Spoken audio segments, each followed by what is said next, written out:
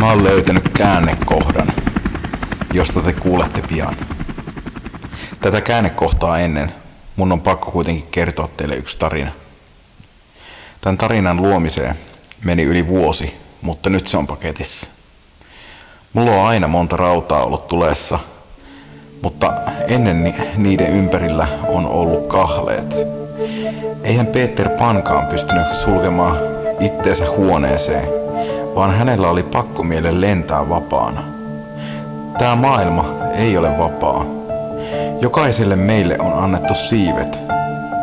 Me vaan ei osata niitä käyttää.